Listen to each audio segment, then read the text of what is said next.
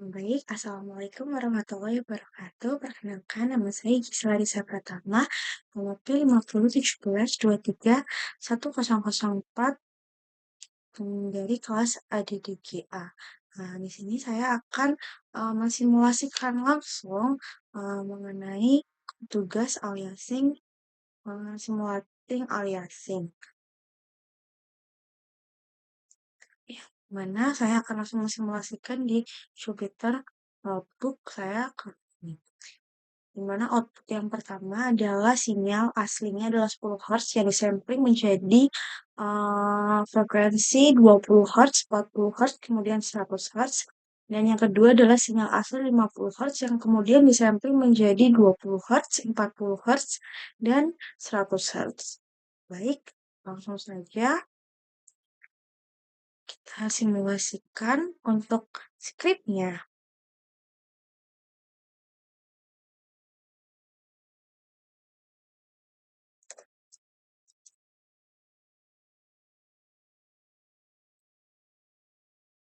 Hmm, hmm,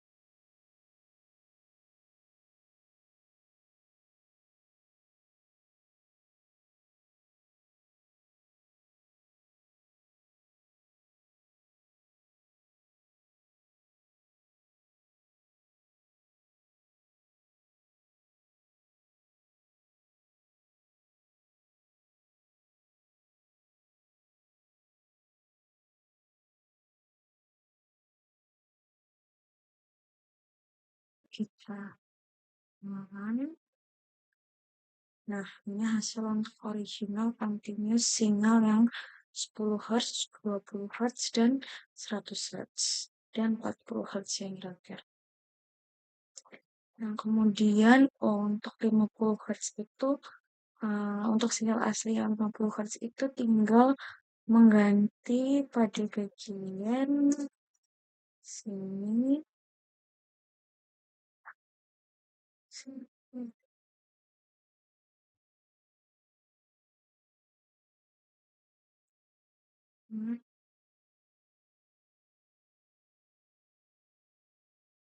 sini, Hertz. Nah,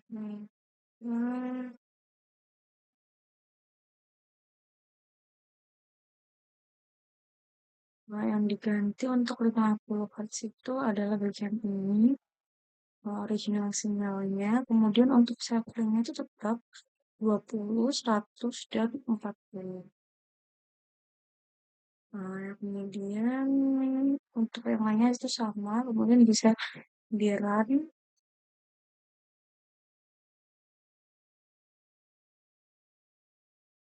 Nah, ini untuk hasil yang original continuous 50 Hz dan ketiga samplingnya yaitu 20 Hz, 100 Hz, dan 40 Hz.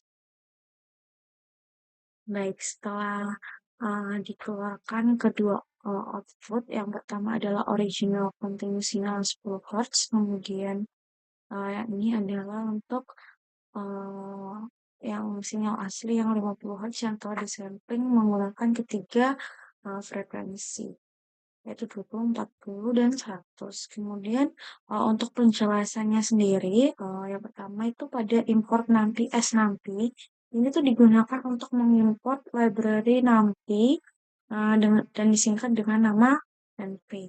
Kemudian untuk import matplotlib pplot SPLT ini digunakan untuk mengoperasikan numerik seperti array, sinus, dan pembuatan data waktu. Kemudian untuk matplotlib ini untuk membuat grafik sinyal. Untuk NumPy ini digunakan untuk membuat operasi seperti array, sinus, dan data numerik lainnya. Kemudian masuk untuk original 10 Hz ini untuk mendefinisikan frekuensi sinyal asli sebesar 10 Hz. Nah, yang artinya dalam waktu 1 detik itu sinyal berosilasi sebanyak 10 kali, yaitu 10 gunung dan 10 lembah. Kemudian untuk T-start 0 dan Tn1 itu digunakan untuk menentukan rentang sinyal waktu, yaitu dimulai dari 0 dan diakhiri dengan 1 detik. Kemudian untuk continue sinyal ini, T-con nampil lane space di start Tn5000 ini membuat data waktu continuous sebanyak 5000 titik dari waktu 0 ke 1. Kemudian untuk lane space itu menghasilkan interval waktu yang rapat sehingga terlihat seperti sinyal continue. Kemudian untuk Ycon itu membuat sinyal ini tuh untuk membuat sinyal sinus kontinu yang menggunakan persamaan YT sama dengan sin buka kurung 2pi F dikali T, di mana 2pi kali F itu frekuensi sudut, kemudian T-con itu variabel waktu kontinu. Kemudian lanjut untuk frekuensi pertama, frekuensi sampling pertama itu 20 Hz. Kemudian untuk di sampelnya sendiri itu untuk membuat titik waktu sampling, di mana satu per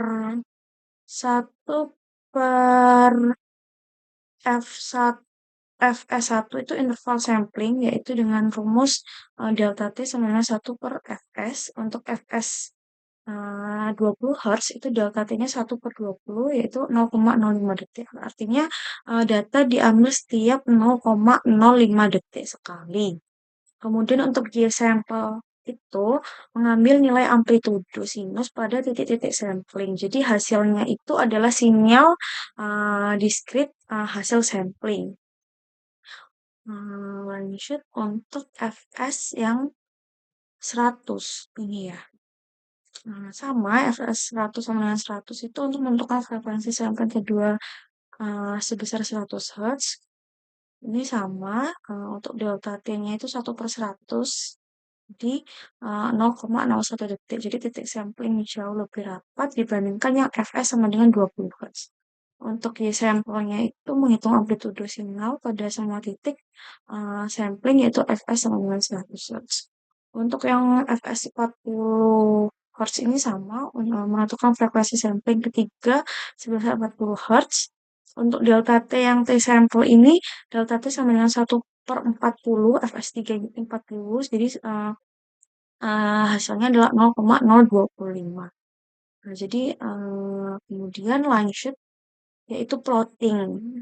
Plotting ini tuh membuat kanvas gambar dengan ukurannya itu nanti lebarnya 12, kemudian tingginya itu 8. Kemudian plot pertama itu original sinyal yaitu yang 10 Hz itu, yang dimana nanti akan terjadi 4 baris satu kolom di posisi pertama. Kemudian PLT plot, T-con, Y-con, colornya itu nanti hitam, bandwidth-nya 2. Itu menggambarkan sinyal kontinunya nanti akan berwarna hitam dan ketebalan garisnya itu adalah 2. Untuk PLT digital ini memberikan judul pada grafiknya nanti, X labelnya nanti akan diberikan judul grafik, waktu, kemudian untuk yang Y labelnya ini akan diberikan judul amplitude. Kemudian PLT X-Lim itu membatasi tampilan sumbu X dari 0 ke 1 detik. Kemudian PLT Grid True itu menampilkan grid pada grafik. Sama untuk plot kedua dan ketiga dan keempat ya. Jadi untuk plot 2 fs sama dengan 20 Hz, kemudian subplotnya itu 41 ke posisi kedua. Kemudian untuk colornya grey, outline-nya itu 0,6, jadi akan menampilkan sinyal asli sebagai garis yang putus-putus berwarna abu-abu. Untuk PLT stem, kemudian Y sample, Y sample, line FMT, marker FMT, base FMT ini membuat grafik stem atau discrete, di mana nanti warnanya adalah di pink, kemudian markernya bulat berwarna magenta. Kemudian akan menunjukkan titik-titik sampelnya. Kemudian PLT title-nya nanti untuk judulnya adalah sampling fs 20 Hz, yang dimana akan just technicus rate. Kemudian PLT X labelnya adalah waktu atau time. Kemudian Y labelnya itu amplitude.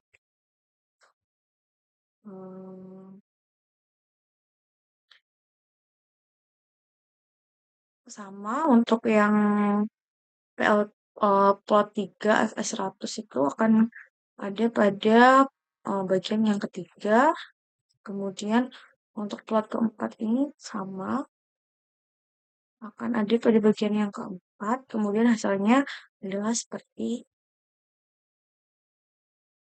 ini adalah original continuous signal yang 10 Hz. Kemudian ini sampling dengan frekuensi samplingnya itu 20 Hz. Sama dengan Nyquist rate-nya. Kemudian ini sampling yang 100 Hz, yaitu di atas dari nilai Nyquist rate. Yang terakhir ini adalah sampling fs sama dengan 40 Hz, yaitu di atas nilai Nyquist rate. Kemudian selanjutnya itu sama untuk scriptnya, hanya diubah pada bagian frekuensi sinyal aslinya yaitu 50 Hz. Yang kemudian untuk nilai samplingnya itu juga sama, yaitu 20, 40, dan 100. Yang nanti hasilnya adalah seperti ini. Untuk 50 Hz itu untuk periodenya akan lebih rapat, kemudian akan terdapat 50 lembah dan 50 gunung. Ini adalah hasil dari yang 20 Hz, yaitu di bawah dari nilai Nyquist rate atau terjadi aliasing pada grafik ini. Kemudian pada grafik ini tuh yang 100 Hz itu sama nilainya yaitu Nyquist rate. Kemudian yang 40 Hz ini di bawah nilai Nyquist rate dan tetap terjadi aliasing. Di sini saya akan mempresentasikan tugas adik kita, yaitu simulating aliasing. Next. Nah, berikut adalah instruksi dari tugas yang telah saya kerjakan. Kemudian next, jadi ada table of content. Di sini ada beberapa bab yang akan dibahas. Yang pertama adalah aliasing dan quiz. Kemudian lanjut pada hasil dan pembahasan frekuensi asli 10 Hz. Kemudian hasil dan pembahasan frekuensi asli 50 Hz. Dan yang terakhir adalah kesimpulan.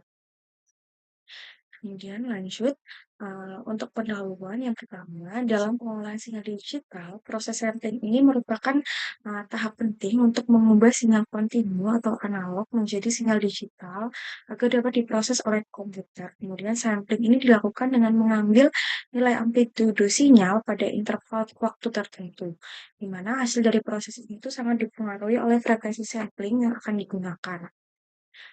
Salah satu konsep penting dalam proses sampling adalah aliasing, di mana aliasing sendiri itu fenomena ketika sinyal dengan frekuensi yang tinggi itu terlihat sebagai sinyal dengan frekuensi yang lebih rendah. Akibatnya itu dikarenakan frekuensi sampling yang terlalu kecil. Kondisi itu menyebabkan bentuk sinyal asli tidak dapat direpresentasikan dengan benar sehingga informasi sinyal menjadi salah atau terdistorsi. Kemudian dalam visualisasi grafiknya ini, aliasing dapat terlihat ketika titik-titik sampling tidak mampu mengikuti bentuk asli gelombang sinus, sehingga pola sinyal tampak berubah. Untuk mencegah terjadinya aliasing ini digunakan teorema Nyquist-Shannon, di mana teorema ini tuh menyatakan bahwa frekuensi sampling harus minimal 2 kali lebih besar dari frekuensi tertinggi sinyal yang akan direkam. Di mana secara matematis ini dinyatakan sebagai Fs lebih besar sama dengan 2 kali Fmax. Kemudian batas minimum tersebut itu disebut sebagai Nyquist rate. Yang dimana jika frekuensi sampling lebih kecil dari Nyquist rate, maka sinyal akan mengalami aliasing. Sebaliknya, jika frekuensi sampling memenuhi atau melebihi batas dari Nyquist rate itu, maka sinyal dapat direpresentasikan menjadi lebih baik atau lebih akurat.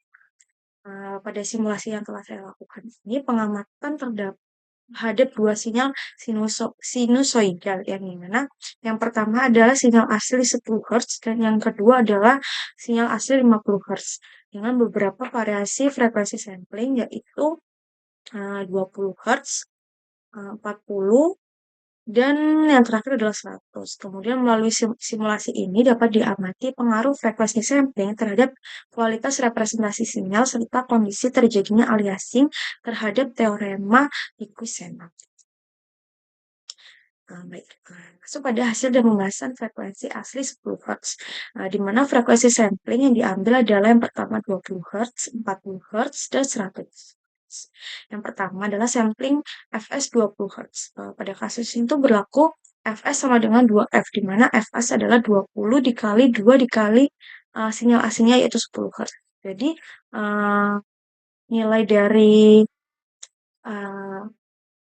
Fs sama dengan 20, 20 sama dengan 20. Kemudian artinya frekuensi sampling ini tepat berada pada batas minimum Nyquist. Kemudian grafik terlihat titik sampling yang masih cukup sedikit sehingga bentuk sinus itu belum terlalu halus. Kemudian yang terakhir aliasing belum terjadi karena syarat Nyquist itu masih terpenuhi karena nilainya yang sama.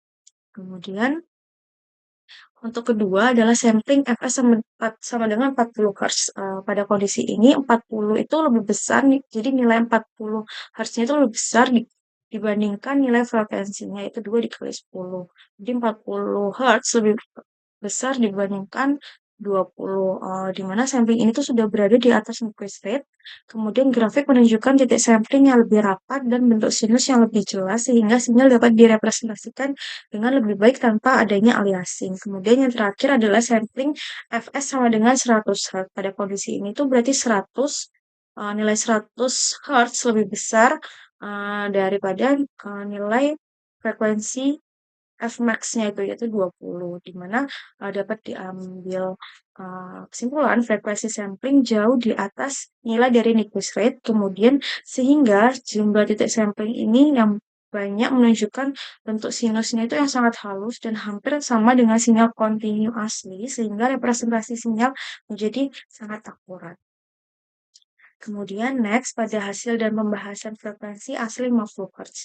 Yang pertama sama seperti sebelumnya, frekuensi samplingnya adalah yang pertama 20 Hz, 40 Hz, kemudian 100 Hz. Di mana yang pertama sampling fs sama dengan 20 Hz ini didapatkan nilai 20 ini lebih kecil dibandingkan 100.